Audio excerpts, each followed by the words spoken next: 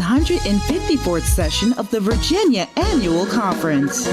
Brought to you by the 2nd District of the AME Church. Our 5-minute countdown to resume starts now.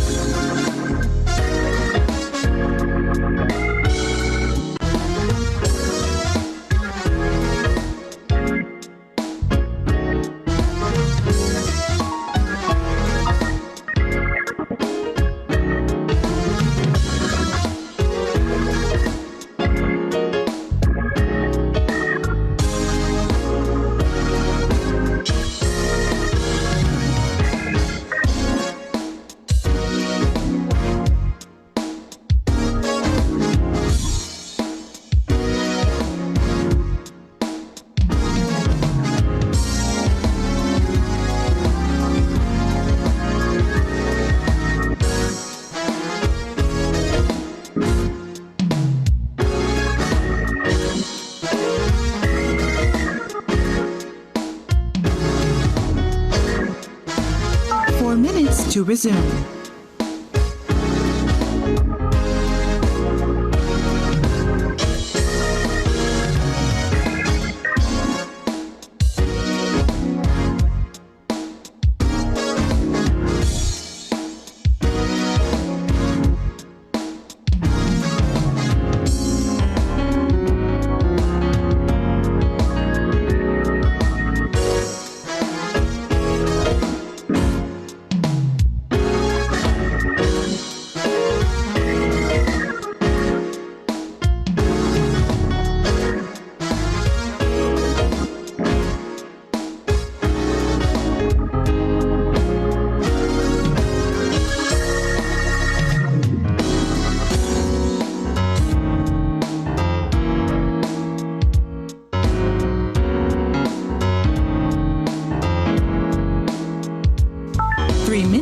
To resume.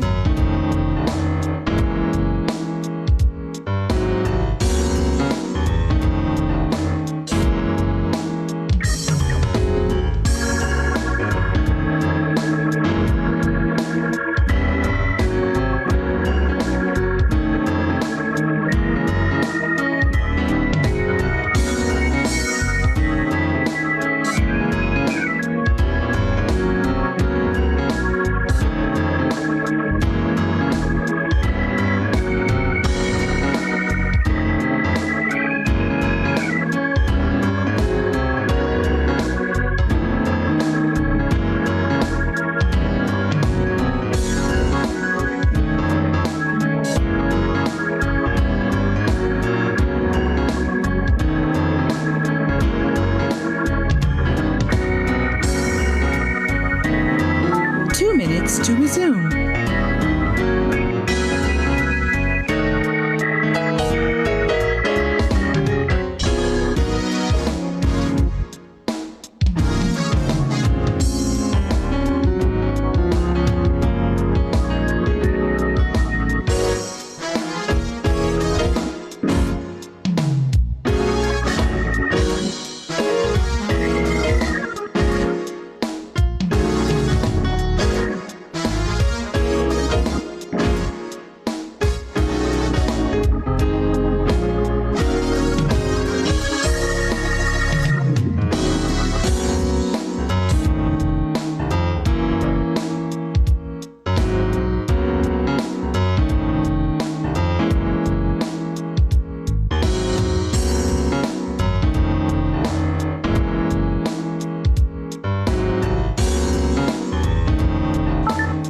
In 1 minute, we shall resume.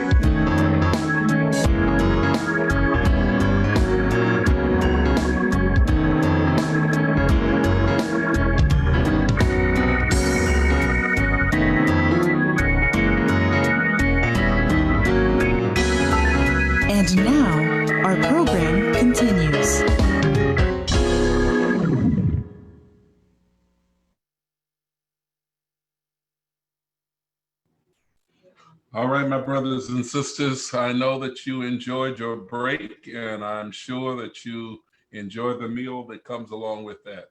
Thank you for coming back on. We are welcoming you now to the second session of this, the 154th session of the Virginia Annual Conference, the afternoon session, first day.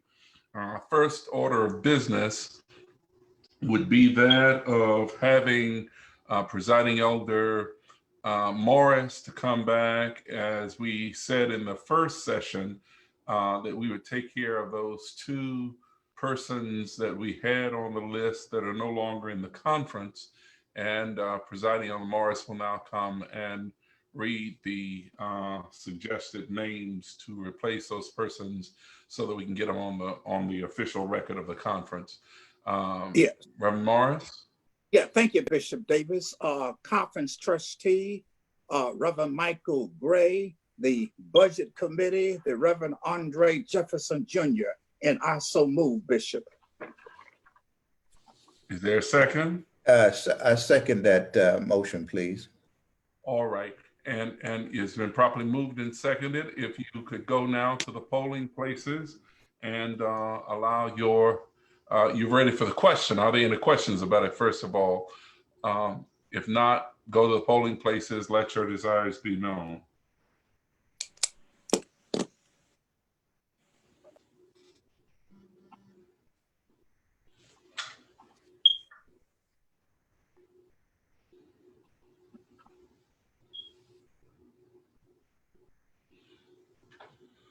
All right, do we have the results of the, all right. All right, the yeas, yes, wins, 99%. Thank you so very much, it is done. All right, let me go on. Is Bishop Macleod on the platform? Those of you who are operating this? No, he's not, Bishop. He's not there yet. All right, I do want to recognize his presence when he comes. Let me recognize the presence of Dr. Calvin Sitnort, retired general officer who belongs to us. Is he where we can see him? If he's not, if he turns on his microphone and just let us hear his voice and saying hello. Evidently, he's having technical difficulties as well. Please let him know that I did seek to acknowledge his presence to the conference. Let me go to the secretaries now. Would you please bring them on the platform? The secretaries of the conference, which is, all right. And can you tell them? Oh, okay. Okay, there he is, Dr. Yes. North. Hello, sir. Would you like to bring greetings to the conference? Your microphone is muted. Unmute. Now,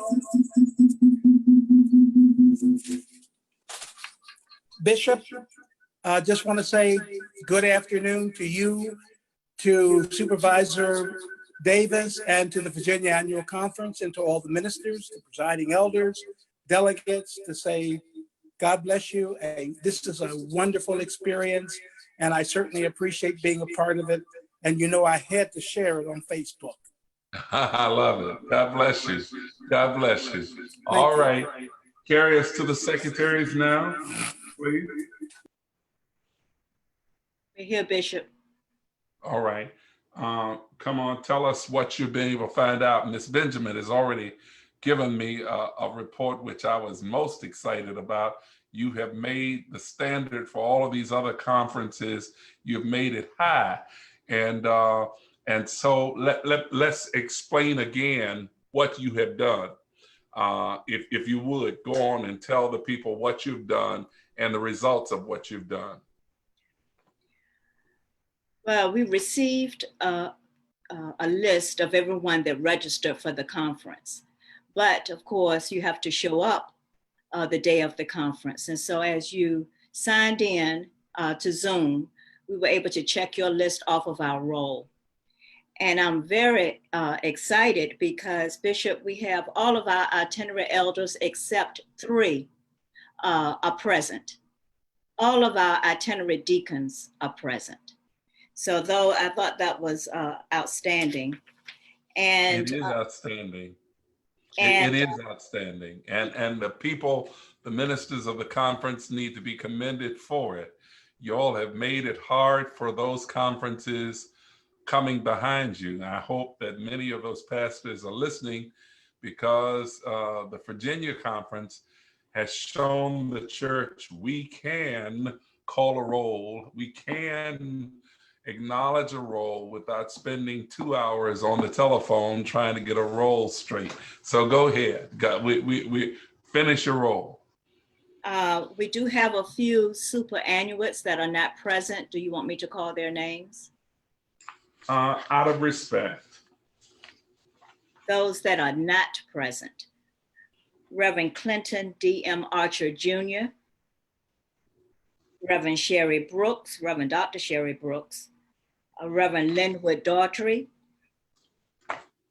Reverend Dr. Jacqueline Hardy Harris, Reverend Mary C. Kimball, Reverend Martha Silvers Knight, Reverend Undine McCoy, Reverend Carl Melvin, Reverend Floyd Nedab, Reverend Beatrice Small, Reverend Queen Esther Snell, Reverend Sampson Towns. That's it, Bishop. Everybody else is present. And I wanted you to call their names not for punitive reasons, but if any of the conference knows where these persons are and how they're doing, we've already done the formal courtesies as we customarily do. Every one of these persons has already received a gift from the conference. But if you know how they're doing, if they're not doing well, please let us know so that we might minister to them appropriately. We call their names out of respect. Let me carry you back to your original role now. In the 3 people that you say that were absent, are either of those persons absent for the second time? No, sir. Okay, and you will give me those names of those persons on the record as we will be expecting. Let me refer now to the secretaries and to the Ministerial Efficiency Committee the following names. Reverend Horace B. Cross, referred, requesting superannuation.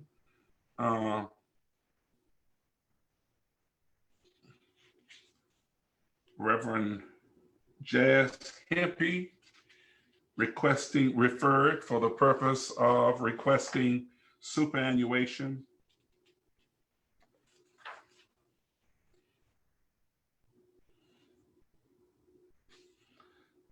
Reverend Irvin W. Knight, referred to memorials.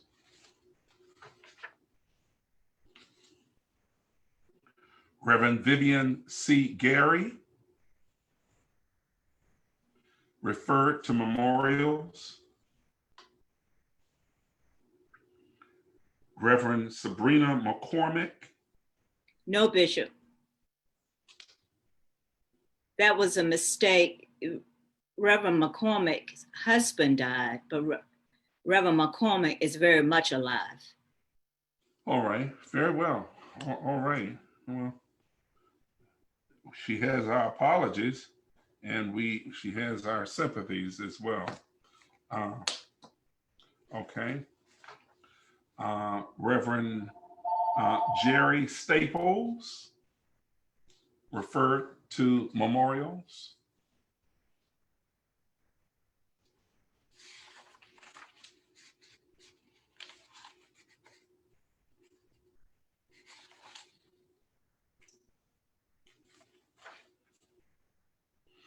And naturally, Reverend Kendall McBroom has been transferred to the Western North Carolina Annual Conference. and his name should be taken off of this roll. He's not on my Reverend- roll, Bishop. Huh? He's been removed from the roll because you told me he transferred. Yeah, Reverend, and just for the record of the conference as well, the Reverend Sherry Gibbs has been transferred to the Western North Carolina Annual Conference as well. And I don't know of another.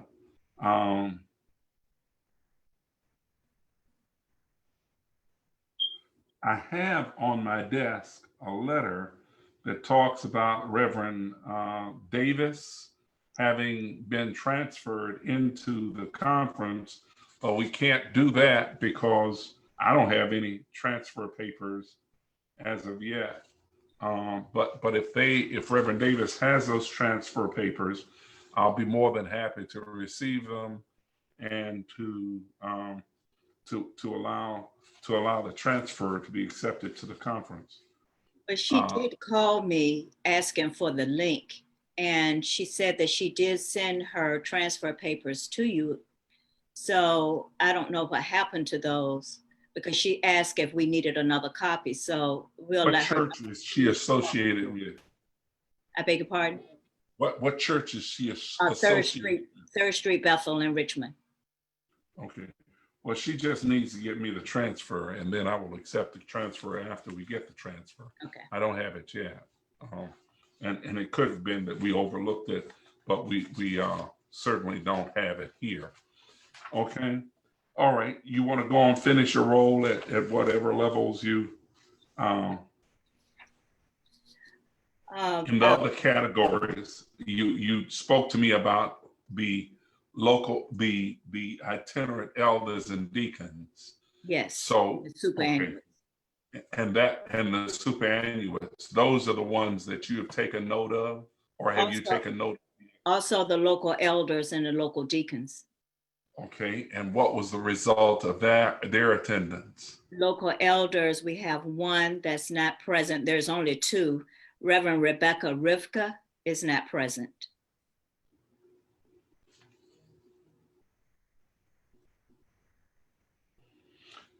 And then Okay. you want me to go on to local deacons? So Reverend Rivka is not present. No. Okay. Okay. Go ahead to local deacons. Local deacons, we have a few missing. Reverend Frank Brooks, Reverend Veronica Carter, Reverend Willie Cuffey. Hold on, let me catch up with you. Okay. Reverend Brooks. Okay. Reverend Carter. Reverend Carter. Reverend Okay. Willie Cuffey.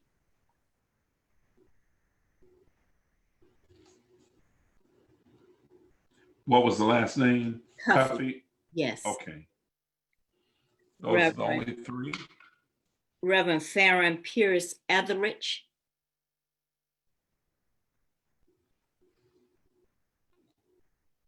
You have that? Which one is it now? Farron Pierce Etheridge. Okay. Reverend Okay. George Ford. Mm-hmm. Reverend Barry Okay. Mears, Mears. Okay. Reverend Elois Neal Moore. Mm-hmm. Reverend Vivian Nickerson Parker. Mm-hmm. Reverend Fernando Russell.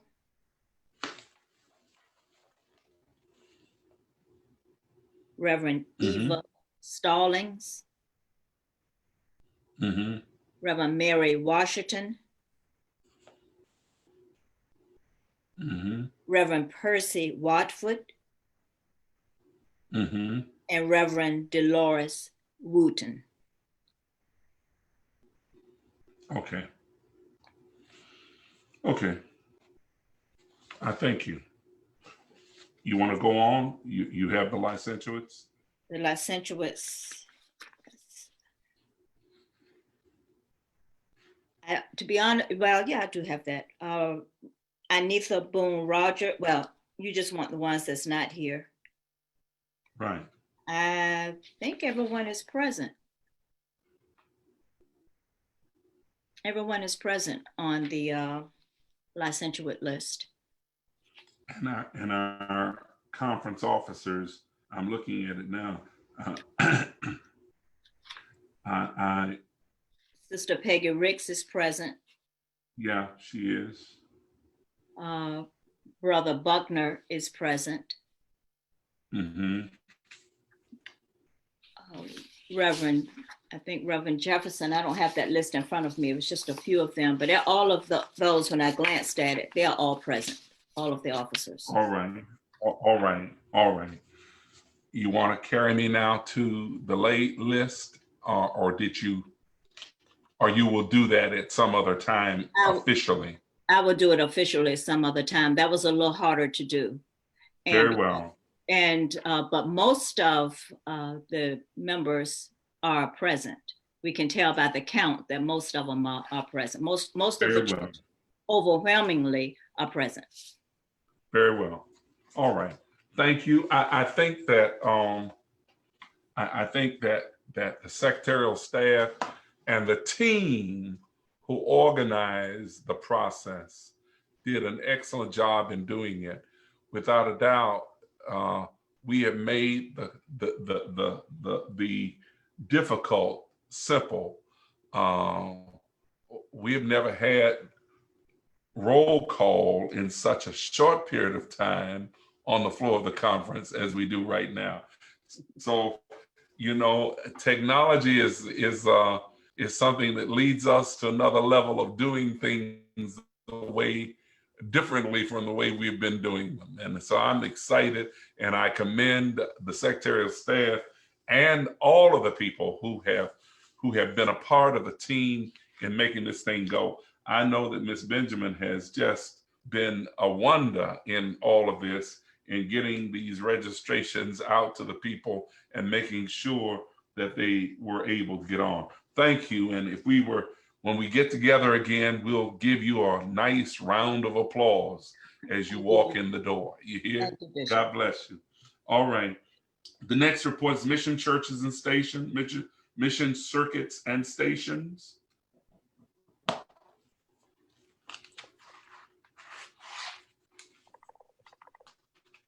Yes, sir, Bishop, we're here. We come to present our report from mission circuits and stations. Reverend Collins, our secretary, will read the report for us. Okay. The report for the mission circuit and stations is as follows.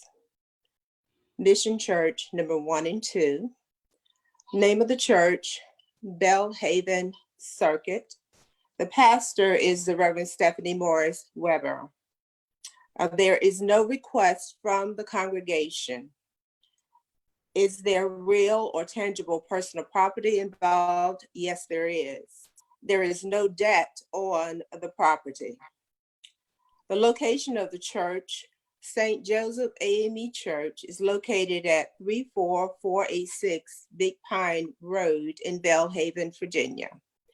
St. Paul AME Church is located at 30118 Bobtown, Virginia.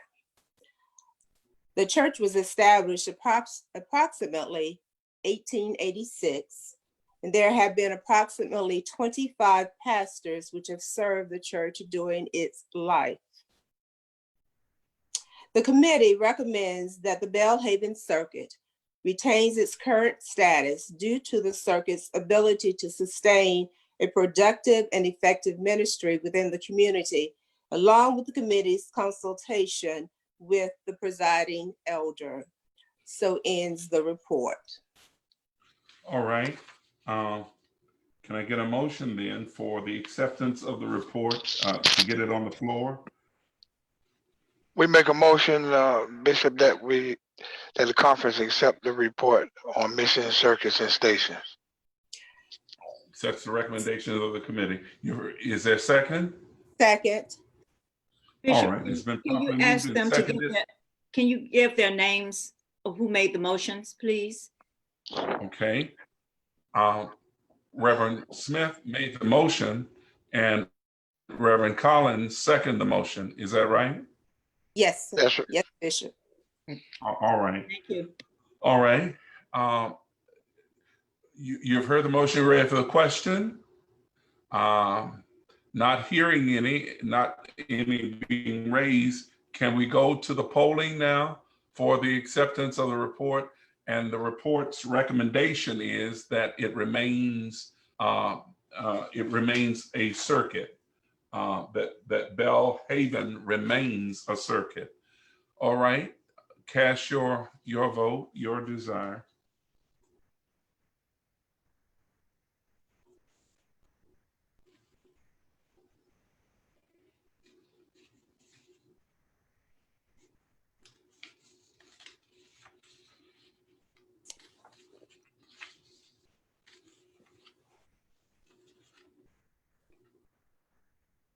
All right, very well, 100%. Thank you so much. Thank you, committee, for your report.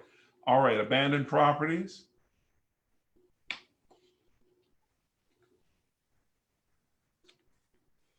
Abandoned properties.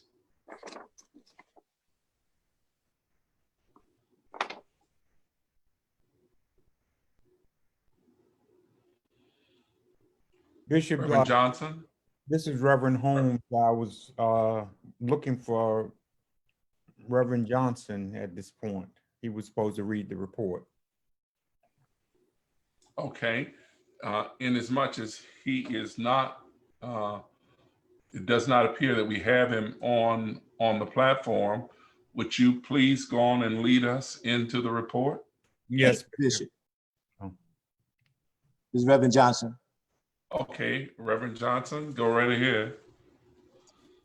Property number 1 remains as abandoned from 2019 report.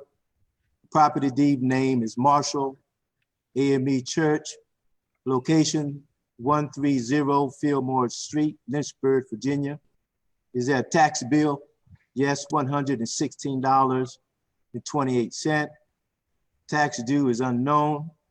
Where is the bill mailed is unknown. How long has the property been abandoned? 3 years. Is this property being used by another entity? No.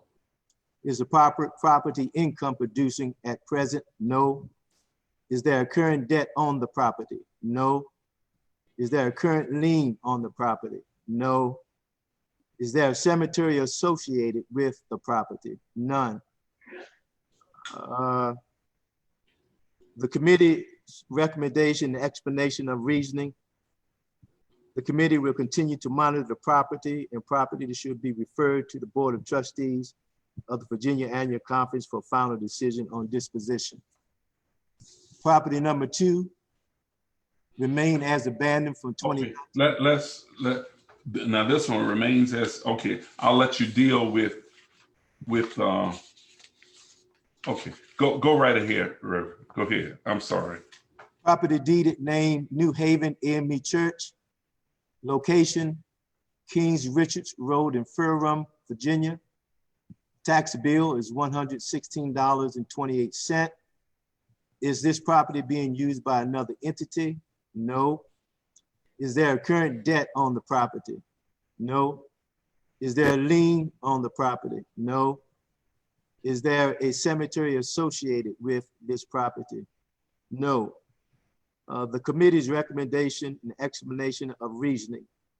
The committee will continue to monitor the property, and property should be referred to the Board of Trustees of the Virginia Annual Conference for final decision on disposition. Property number 3 remain as abandoned from 2019 report. The property deeded name Max Meadows AME Church. Location Withville, Virginia. Is this property being used by another entity? No. The committee will continue to monitor the property, and property should be referred to the Board of Trustees of Virginia Annual Conference for final decision on the disposition. Thus ends the reading of the report. Oh, okay. Now, I will get the motion on the floor first, and then we're going to go back and talk about why the template is done the way that it's done for the conference. Give me a motion to whatever your pleasure is relative to the reports. Bishop, this is Reverend Bernard Holmes. I would move that the Virginia Annual Conference Board of Trustees report, abandoned property report, be accepted as read. Bishop, this is Reverend Johnson. I second that motion. All right, it's been properly moved and seconded that the recommendations of the Abandoned Properties Committee be accepted. Before we go to the voting process, I need to show, if you would put back up on the screen one of the reports so that we might show why the template is done the way that it is. We constantly discover throughout the district properties that tax bills are presented to us, and sometimes they are presented to us after action has already been taken by the municipality to take the property. What we're trying to do now is to make sure that, one, we know the amount of the tax on the property, that's one, and two, when that tax is due, and three, where is that bill being mailed? I'm going to ask that the committee would follow through if these are indeed properties that have tax liabilities or taxes associated with it. It is my understanding that after not using the property for religious purposes after a season, the municipality does have the right, and in many instances, they don't waive that right, but actually apply the taxes to the properties, and we end up having to rescue the properties. That's why this template is being done the way it is. The other reason why it's being done is because we want to make sure that we don't have to come back and rediscover abandoned properties. All it takes is 1 year or 2 years, and abandoned properties leaves a memory of the conference and conference leadership. So even though it is ultimately the decision of the Board of Trustees of how they will deal with it, the Abandoned Properties Committee needs to keep it in its repertoire of abandoned properties indefinitely until we find that something has been done with the properties. Don't fail to report it every year. Every year it should be brought to the attention of the conference that it's still abandoned property. Nothing has happened. It has not been sold. It's still abandoned property. And the trustees is fully aware of your holding the abandoned property or caring for the abandoned property, but it still is abandoned property. So with that, are there any questions concerning either part of this report? The motion is on the floor. We said that just for the clarity of it, and asking that the Abandoned Properties Committee would go on and finish the job of finding out where these tax bills are going. And if they're not going to the appropriate places, we need to make sure they do. And the appropriate places in this instance would either be the 2nd District Office or the treasurer of the conference, one or the other. And if it goes to the treasurer of the conference, it will certainly get to my attention anyway. Any questions? I saw it come up on the screen. Any questions concerning this report before we have you go to the polling place? Bishop, there was one question that was lifted, and the question was, what happened to the property at St. James Prospect? St. James Prospect, and I know which property you're talking about. That's on the, hold on one second. I can tell you the district that it's on because it As you're looking, Bishop, they noted that Marshall Chapel Tax, City of Lynchburg, Buildings and Collections Department. I didn't hear that. They as they asked the question, they noted that there was a tax bill for this at the City of Lynchburg in the Collections Department. For St. James? Yes, sir. Let's see, I wasn't aware of that. St. James has had a unique, is one of those unique situations. It is on the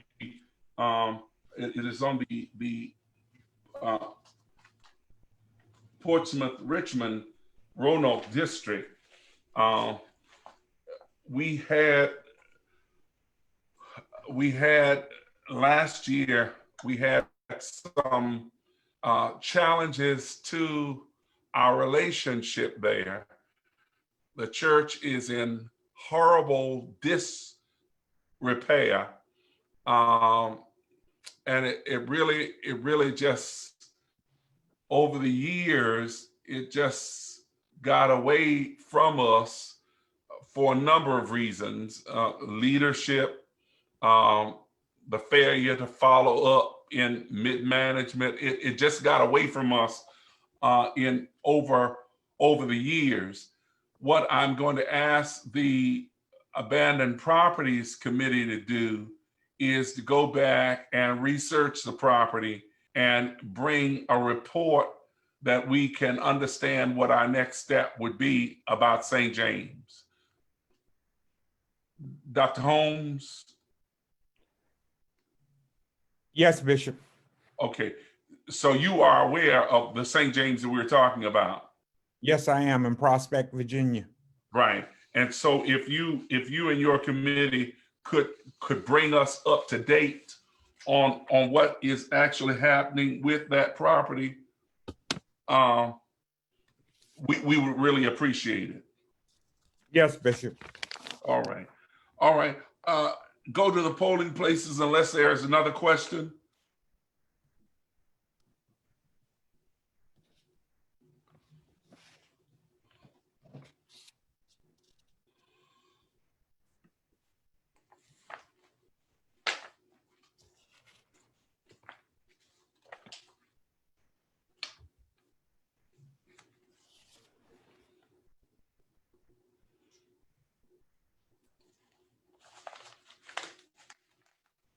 And the results are 100%.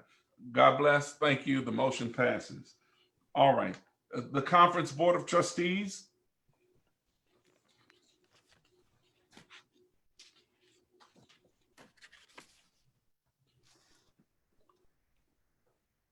Bishop, I believe Reverend Jefferson was going to read that report. All right. Thank you, Bishop. We, the members of the Virginia Conference Trustees, wish to make the following report for this conference year. And I need to make some on-the-fly corrections, because there are some corrections that need to be made. The request is at 105 County Street, otherwise known as the AME Mission in Hampton, Virginia. And that's the name of the church, the AME Mission, that the name of the property. I'm down as the pastor. There's no pastor there, and there was no request from me. The proposed project resolution to sell the property listed above, no special stipulation, and the trustee recommendation and explanation of reasoning that the conference approve and ratify the conference trustees' decision to sell the vacant lot and use proceeds for the economic readiness team. And so that's our recommendation. All right. I don't think there's a whole lot to be discussed. You bring the conference up to where you brought me up to in terms of the property having not been large enough to make or build anything on. Help the conference to understand what the reasoning was. At this point, you can even go on to talk about what has been done in terms of the contracting with the realtor, what that is. The conference, give the conference the kind of information that they can make an intelligent decision about it, ratifying the report of trustees. Okay, thank you, Bishop. Some time ago, maybe several months ago, this property has been considered for sale for a little while. But the reality is that the property is a very small property. And for a while in the city of Hampton, there was a moratorium on building structures that on small lots. And so until recently, there has been some leeway and adjustment with the city of Hampton that they're allowing contractors to build on smaller plots. And so the land became much more marketable.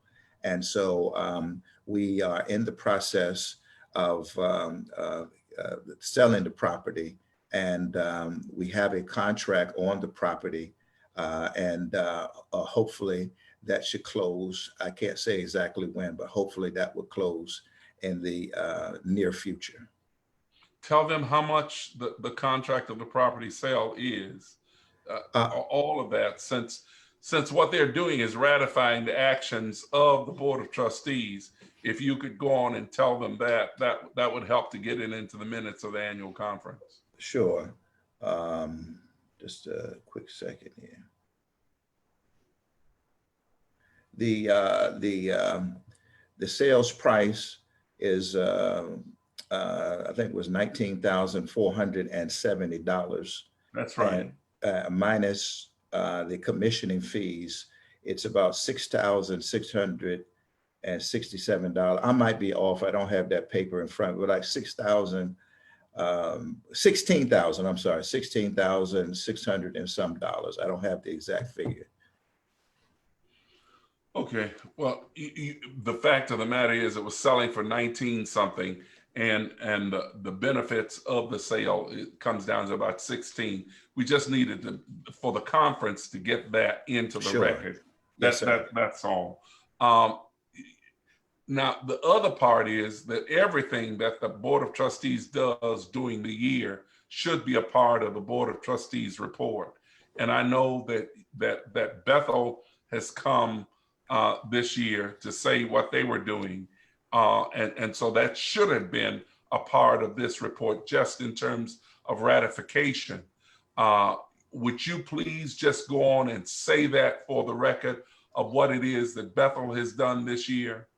Absolutely. And the sale of its property? Absolutely, Bishop. Back in May of 2019, of course, that's shortly after the new conference year began, we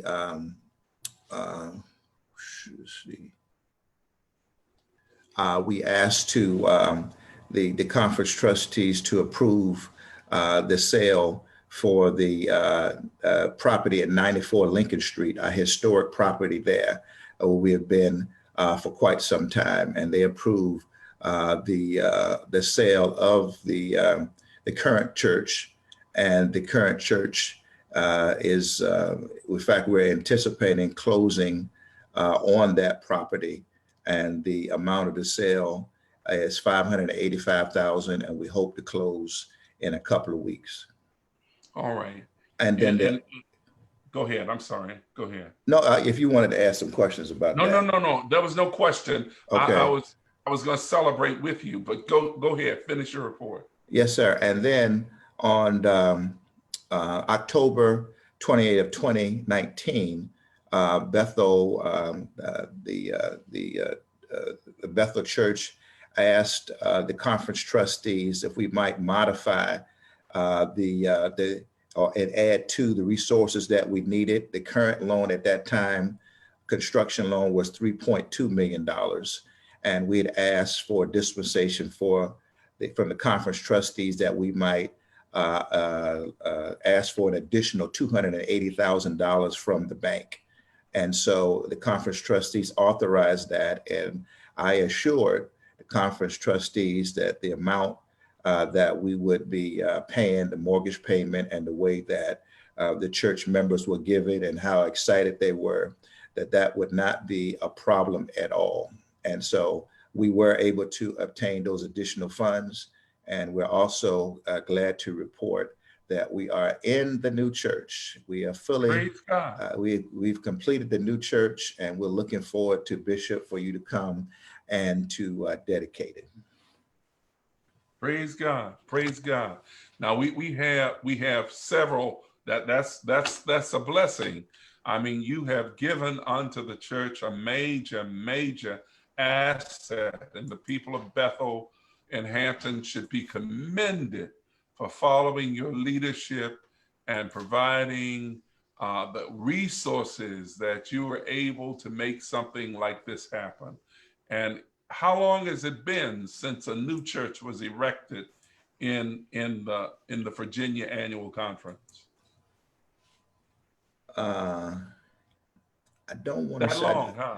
it's been at least 10 years. It's been at least that long, but I don't want to say for sure. I might not be accurate. All right. But All right. Bishop, I know you're getting ready to vote, but could I just have just a moment of personal privilege?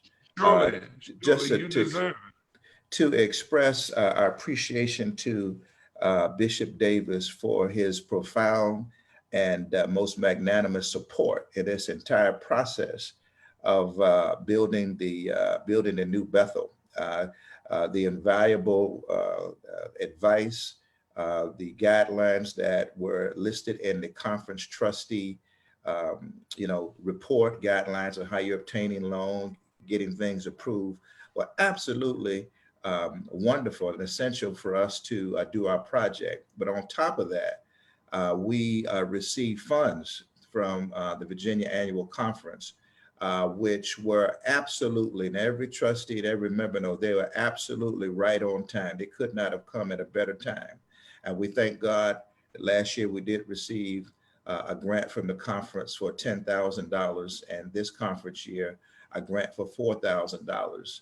And absolutely, it came at the most opportune time to actually help us to finish. And so Bishop Davis and the entire conference, and many of you have given, a lot of you purchased chairs, a lot of you have prayed. We want to express our appreciation to you. Thank you.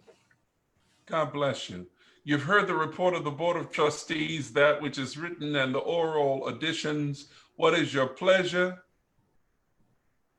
Bishop, this is Reverend Bernard Holmes. I move that the Virginia Annual Conference Board of Trustees report be accepted and approved with the necessary corrections, namely that there is no pastor on the lot at 105 County Street, and that the proceeds of that sale for $19,000 plus will go to the ERT committee.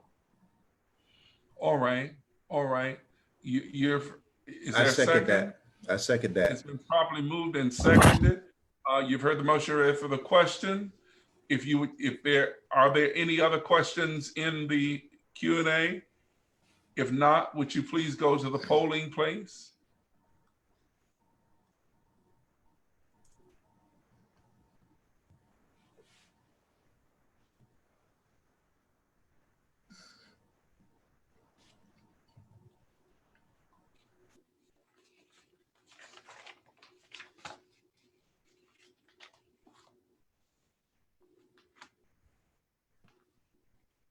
All right, thank you so very much. I do appreciate it. The ayes have it and so ordered. Thank you. Thank you, Reverend Jefferson. Thank you, Reverend Holmes. Thank you, trustees.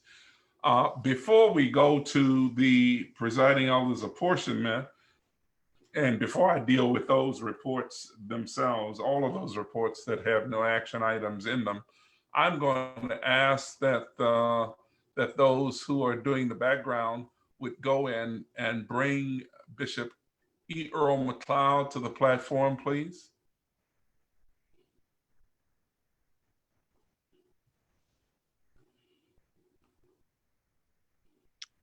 Bishop, I'm here. All right. This, though you cannot see him, he looks like a spaceman in this picture. They're not allowing you to see all of it. Bishop Macleod, welcome to the 154th session of the Virginia Annual Conference. And how grateful we are that you would join us here. To the conference, Bishop Macleod is a brother beloved, and certainly we are happy that he is here, the 127th elected and consecrated bishop of the AME Church, and to show you how wonderful the church respects his leadership skills. Most all of us have just one district. Bishop Macleod manages 2 districts in the AME Church, and he does it with great ease, and he allows us to believe that it can be done with ease, even though he has those special gifts that makes it possible for him to make difficult things look easy. Bishop Macleod, would you please greet the conference? Thank you very much, Bishop Davis. I've waited this opportunity ever since I knew it was coming. I've listened to your reports, and I want to say a word of congratulations to Pastor Jefferson on what he's been able to accomplish in Hampton. I am grateful, and I have to say, honestly, listening to this conference virtually, because I plan to copy the ideas and the methodology that you all are using, and use them as I conduct the business of the 19th District in the Republic of South Africa. So I'm grateful to Bishop Davis for sharing how he walked you to this point and how y'all work together to get to this point. And I'm grateful for being able to join you. Finally, there is some truth in the fact that one of the things we may want to consider going forward in our church is more virtual meetings, and we might stop funding too many hotels and too many airplanes and so much gasoline on the road. And I can also tell you that when you have 2 Episcopal districts like the 19th and the 14th, it also says that bishops can work harder in some instances and can accomplish much more. And maybe we don't need quite as many bishops. But I'm grateful for the opportunity, Bishop Davis. My regards to Mrs. Davis, and my wife sends her fondest regards. And I want to just listen for a while longer. Thank you very much, sir. Well, we welcome you, and you're always welcome. We consider it an honor to have you join us today. We are sure enough excited to know that one of the fathers of the church stopped by here and paid attention to us for a few minutes. Thank you so very much.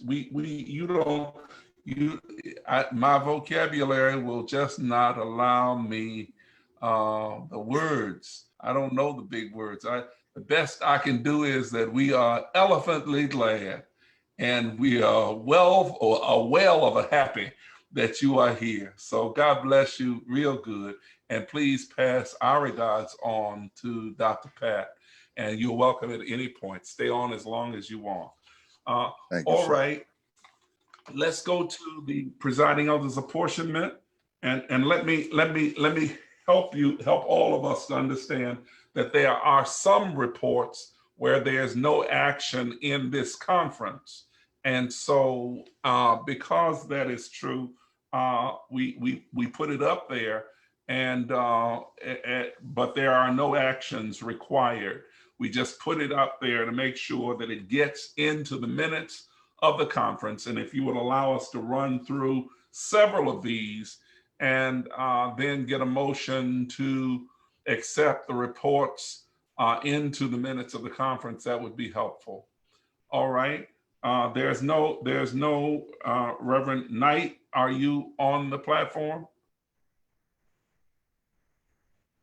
There are no actions required on presiding over the apportionment. As I said before, you will be receiving a copy of the district budgets along with the other information that's going to be coming out at the end of this conference. Okay, the lay organization, and we congratulate our new president. And if he is somewhere now to be found, Reverend Brother Lawrence Buckner, is he here? He is Brother on the platform. He is on the platform. Well, please bring him up. We will allow him the privilege because he is new, and we want everybody to see our new president. And please bring him up to the platform.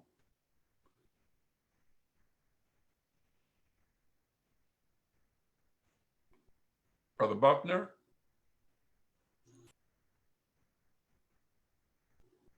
Okay, we'll come back if he gets in and gets on the platform. We will come back. I do want him to have the opportunity to acknowledge in loving memory that which comes as a part of his report. Women in ministry, no action items are there. Would you please put it up on the screen? But if the president of Women in Ministry and the Virginia Annual Conference, if you are there, we welcome you to come to the platform. What did you press? Yes, I am, Bishop. All right. I thank you for the opportunity just to serve and to serve in Women in Ministry. Prayerfully that we will have a active conference year in the coming year to be more involved in the work of ministry. We commend and congratulate you. We thank you for understanding the new schedule of this conference, so we couldn't get all of the components on through this with the 12 hours that we had set aside for the conference approximately. But I assure you, we are 100% supportive of women in ministry. Thank you so much. And thank you, Bishop. Thank you, Reverend Marilyn. Brother Buckner, I saw you come on the platform. Would you please come back? I'm trying to get back, Bishop. Okay. Can you hear me? They're gonna help you. They're gonna help you. They're gonna help you. And this time I'm gonna wait on you. Oh, no. As long as you don't take too long. Don't do that. Here I am, Bishop. All right, gotcha. All right, I will applaud you myself. God bless you. All right, come on, Brother Buckner. The new president of the Virginia Annual Conference, God bless you.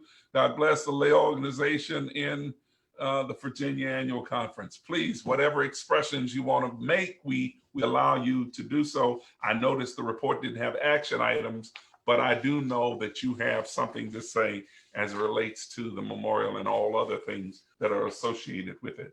So please.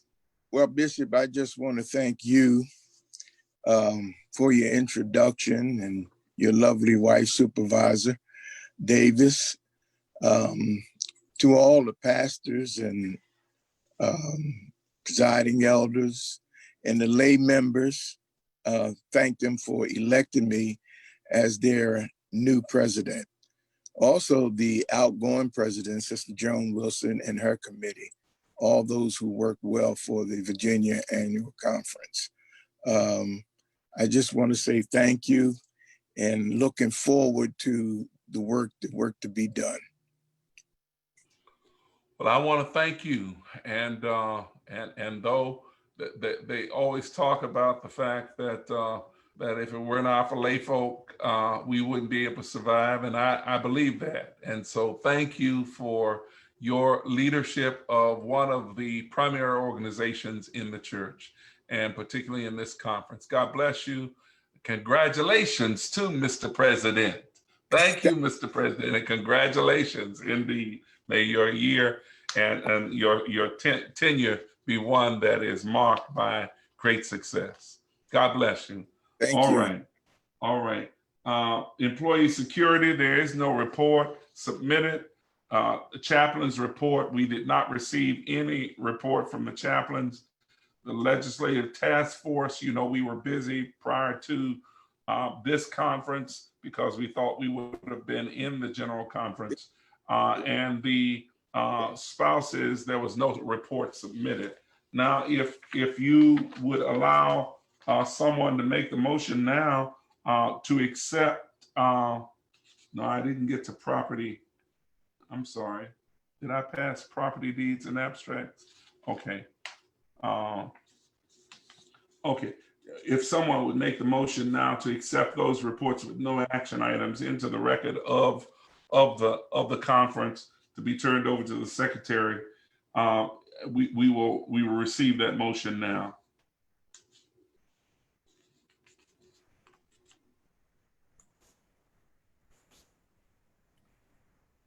Bishop, I move that we would accept those reports with no action items.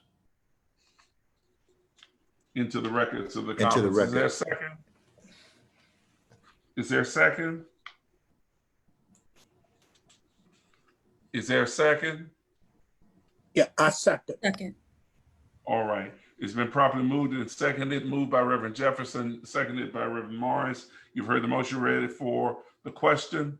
I think that we can do this by common consent, for there is nothing that I think I'm appropriate in saying we'll accept it by common consent. God bless you. All right. The property deeds and abstracts, we have a report, but the reality of it is, from your conference, thank God, congratulations, we have all the property deeds on file in the office now, and we thank you for your dutifulness over these last 3 to 4 years in making sure that it was available to us. We still believe that as a part of what the AME Church should be doing is to have all of these property and deeds at over a quadrennial period of time at least looked at and vetted, so that we'll make sure that we don't have trouble in days yet to come. That's a personal belief, but we do have the property and deeds and abstracts in the office, and we are so very grateful for that. I think that is all. Those are all the reports. Now, I think you should bring Reverend Billy Ray Hunter and the statisticians to the platform, and let me explain where we are right now. We did not choose to take the time of the Zoom to do individual pastoral reports. But what we have done is we have allowed the statisticians to help us to see just how the Lord has used the church in this last year. There are 2 reports that they're giving. You understand, pre-COVID was 1 report in our traditional understanding. Since that has happened, bring Reverend Hunter on to the platform, please. Since that has happened, we now are living in a different time, different age. So our measurements for success are different. Technology becomes one of those things that we're seeking to measure now, and how many people are making full use of that. Reverend Hunter? Yes, sir, Bishop. Okay, that's what I'm trying to get up. Okay. All right. And come on, impress us with those wonderful collective reports of what God has done through the AME Church in the Virginia Conference. We are excited. Yes, sir, Bishop. I appreciate you allowing us the opportunity, Reverend Gilbert Harper and myself, to extract this data together to share with the 154th session of the Virginia Annual Conference. The first portion of this brief will be done for the pre-COVID report, the 2019 to 2020 report.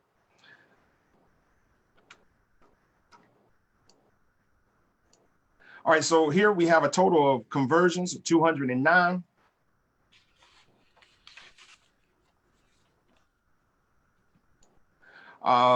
Here we have a total of 229 accessions.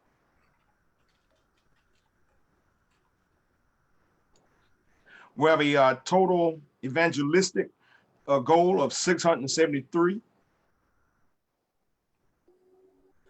Total conference baptisms, 79. Total membership, 7,385 people. Total registered voters, 4,296. We have 3 community projects. Total funds raised, $7,913,910.27. Total receipt on general budget, $131,918. Total property evaluation, $54,523,219.59.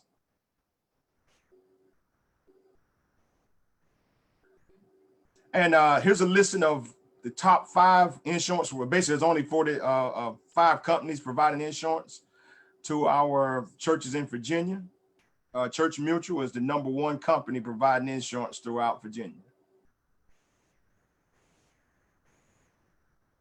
Now, the next following 3 slides represent the work of all the churches in Virginia. I saw a church growth increase in attendance and membership. The spiritual growth increase through Bible study and Sunday school. And one of the most momentous and gratifying highlights was the completion of the new edifice, Bethel African Methodist Episcopal Church, located in the great city of Hampton, Virginia, under the exceptional and distinguished leadership of Reverend Andre Jefferson Sr. Next slide. The community outreach and community involvement has expanded. Mortgages have been burned. Former members are returning to the churches, and young adults are more engaged in the local church. Bishop, under your leadership, more local churches are now echoing thanks and appreciation for financial support from the conference.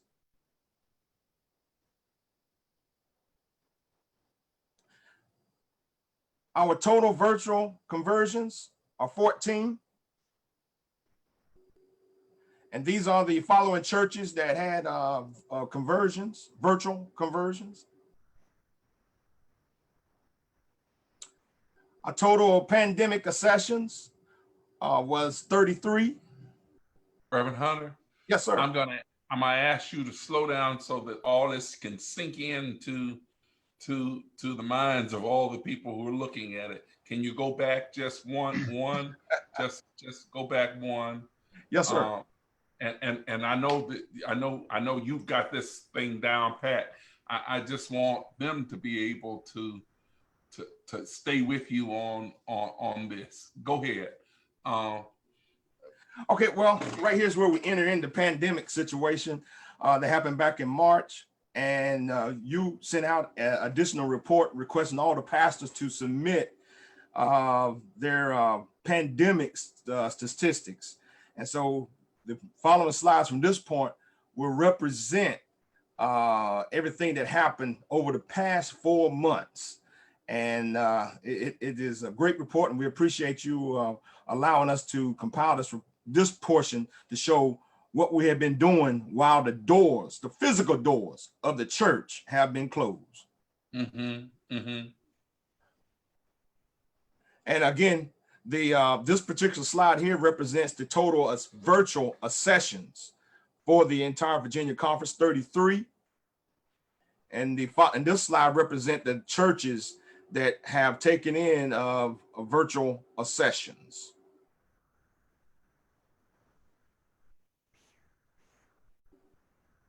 There were 40 churches that had experienced an increase in Bible study. And there's 32 churches holding prayer calls, and the frequency they vary from once a week to daily.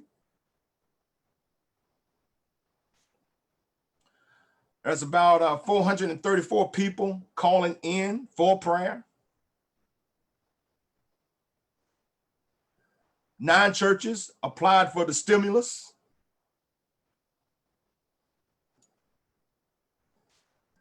There's a correction on this slide. There are a total of 59 churches holding virtual worship services, and also some churches prefer to have drive-up services. And the following platforms are being used for worship services, and most churches are utilizing multiple platforms to hold their services and get the message out.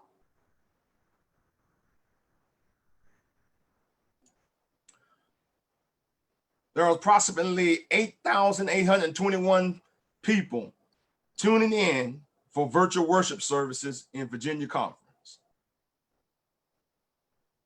And what was your membership?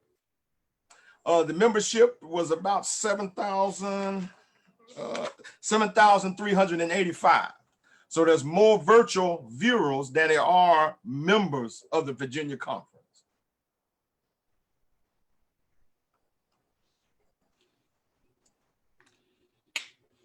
There are 40 churches utilizing online giving, and 19 churches do not. Churches are still using snail mail and designating a time to drop off tithes and offerings at the local church. These are the following platforms used by our churches to receive tithes and offering. And again, multiple platforms are being used by churches, but Givelify is the highest, followed by Cash App and then PayPal.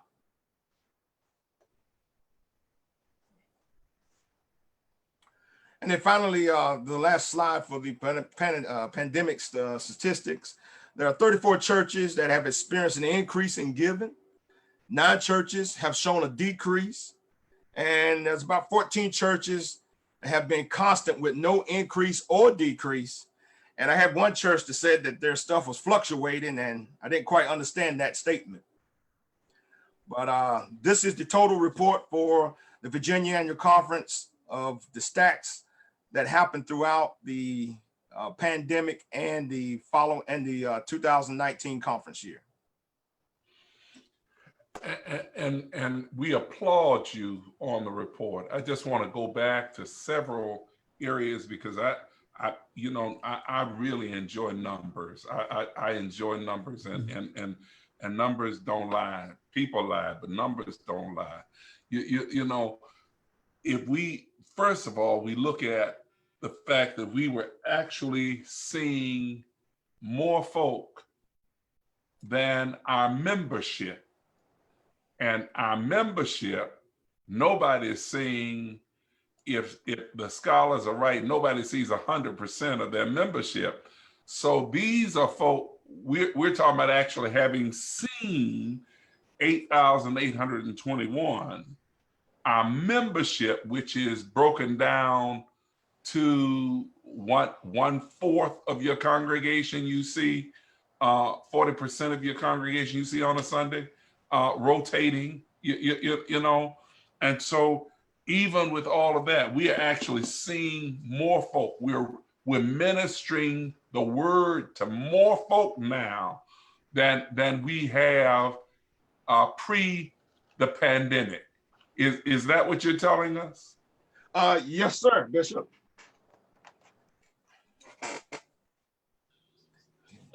You wouldn't want to elaborate on that. It's a fact. Oh, all right. And I just want to. The reason I brought it up is because even after this is over with, there are certain things about technology that we ought not lose our relationship to. I didn't know if your statistics. I didn't know of your statistics, but I do know that I called every single pastor who would answer the telephone without knowing that the 404 was my number. There were some pastors who did not answer it, you know, bill collectors, people who were trying to say you something and they didn't answer for me. But even some of those called me back. And I found it very difficult to find that most of the pastors across the Episcopal District are actually ministering to more folk now than they have ever ministered to in their whole ministry as a result of technology. And the fellowship of believers is something that we all believe in.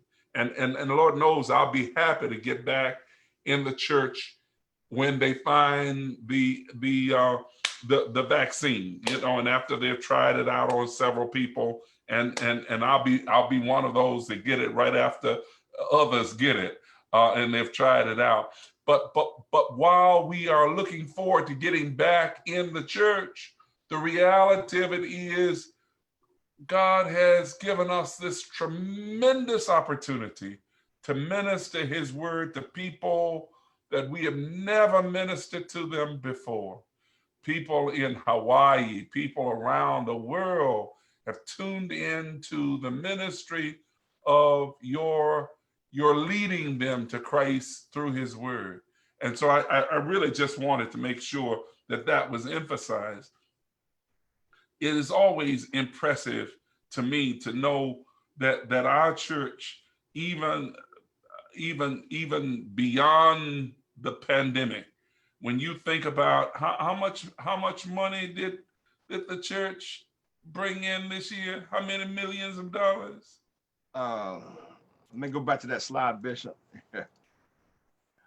7,913,910.27. Praise God. Now we just have to teach that $7 million some real sense and make it stay in our communities the way it should. That's a blessing. Bible studies, 40 Bible studies. That's a blessing. That's a blessing. Sessions you have carried us through. The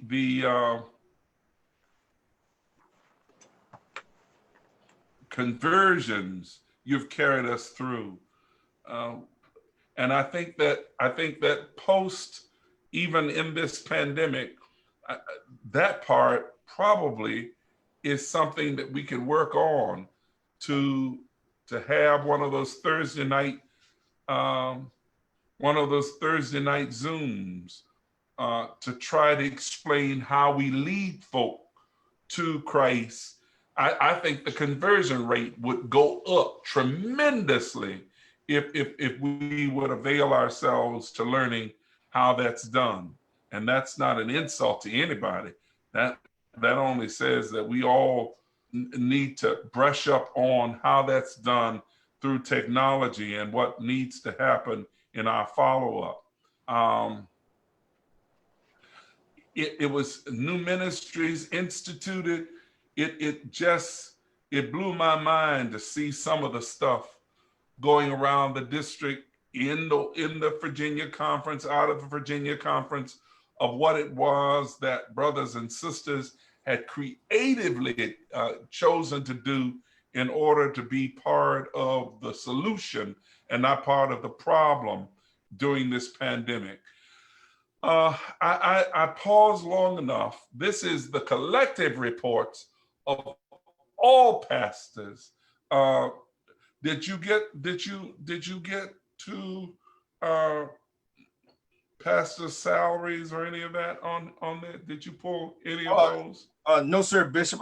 That was not one of the ones that I thought that you wanted, but I can provide that information. No. I'm just asking. Voters registration and registered voters, and Lord knows if we have 7,000, almost 8,000 folk in these churches on the roll, we ought to be working on trying to get as many of those persons who are not registered to vote, registered to vote. 4,000 as opposed to nearly 8,000, we still have yet work to do. I pause here long enough for anyone in the conference to go to, I guess I'm saying this right, go to the Q&A box, ask your questions of Reverend Hunter, and they will be more than happy to answer. If you have questions or if you have comments about your own ministry and that what has happened that warrants a praise report, we pause long enough to hear that. Bishop, I would like to add that the average attendance of the total membership is about 37.8%. And so of the average views, there's a total increase of 19%. Now say that last part again. I understood the part that talked about the average attendance on Sunday morning is about 38%. Yes, sir. And what was the last part of that statement? So the total membership that's reported, which was 7,300, the average views that we now have virtually is 19% greater than the total membership reported. Is there so it's 19% increase over even the bigger number that we say we have as members? Yes, sir, Bishop. In terms of the viewing of Sunday morning? Yes, sir, Bishop. That's remarkable. And so this wonderful tool of technology, if we don't use it, we'll be left behind. Okay, did I see a question come up? Did I see a question come up? If not, let me have a motion to accept Yes, go ahead. Go ahead with the question. Okay, this is Reverend Garrett. I'm gonna read the questions for you, Bishop. Someone has asked, several churches in the Virginia Annual Conference have come together for what we call family and faith virtual Bible study. That's from Timothy Dorsey. And the question is? No, that wasn't the question. That was, I guess, celebration. And we applaud that. We do more together than apart. And people are excited about seeing the church work together.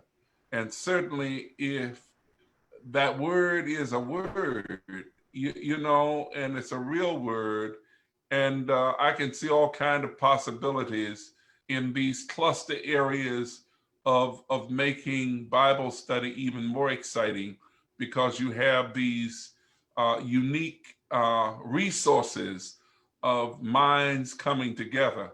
And so we commend you. We commend you. I know that Reverend McBroom made mention of the fellowship of Bible study that many of the churches in his cluster are participating in. So I commend you. I do. I commend you.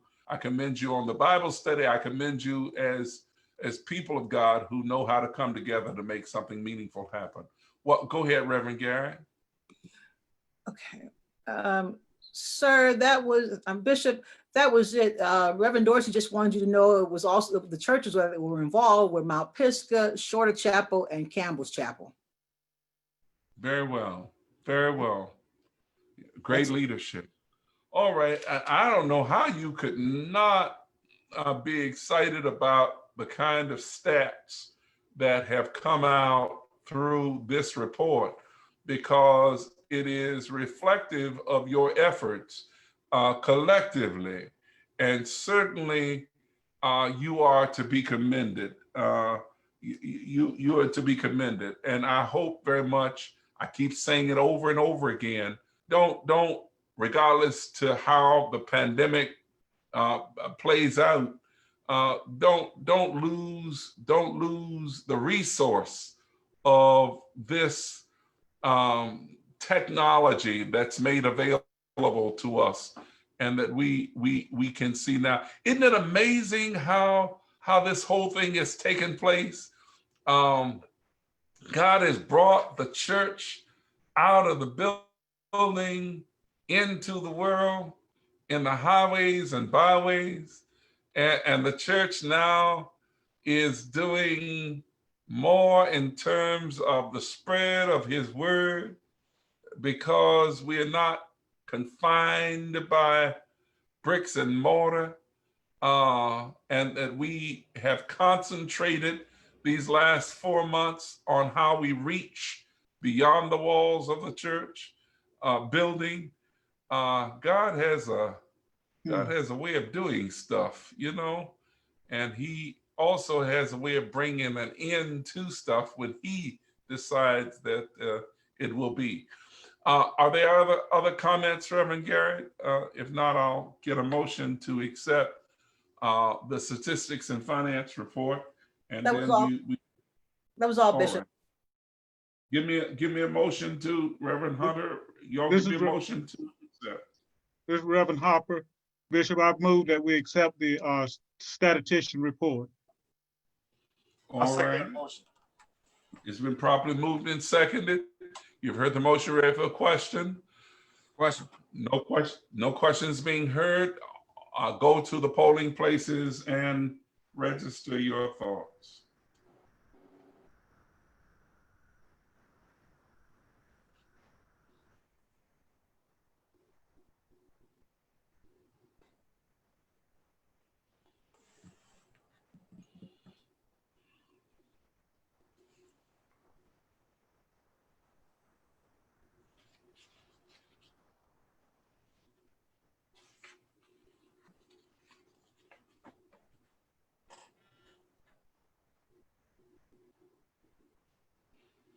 Would you tell my wife to come down here, please? Sure. Did you put the results back on the screen? Did I see them? Did they come up on the screen? I was looking away.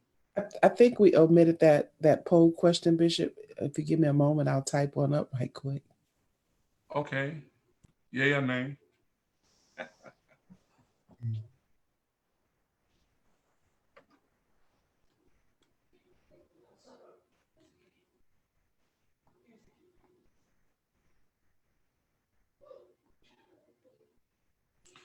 And because we have a few minutes before time, I want to talk about, did you put it back up yet, Shannon?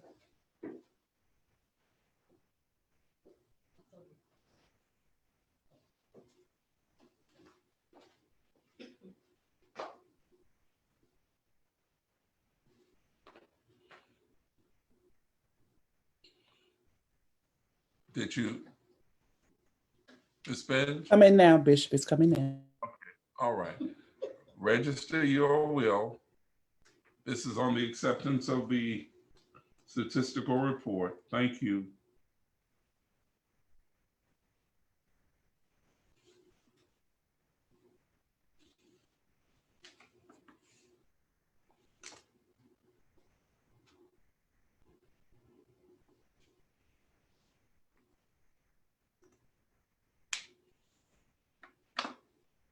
Okay, thank you so very much. The motion passed. and it's entered into the records of the annual conference. Let me take a moment just to invite my partner in mission and marriage to come over and to crash this party and have her own say. Come on over, Real, and she will express herself as she desires to do so. My sweet potato in my sweet potato pie, and they were on their own platform this morning with the Women's Missionary Society, so she couldn't join us earlier. But now we allow Mrs. Aurelis Antonio Cadet Abreu Beathers Davis, supervisor and partner, to have her own word. Go ahead, Dog. Thank you so very much, Bishop, for allowing me to greet the 154th session of the annual conference of the Virginia Annual Conference. I pray that you will have a very productive, powerful, informative, and spirit-filled annual conference. I pray that you will continue being the essential workers, our spiritual leaders that you have been during these hard to understand times. May you continue the work that the Lord has put in your hand. Stay safe, stay hopeful, as you will be returning not to a new norm, but to a better norm. May God bless you is my prayer. Thank you, Bishop. All right.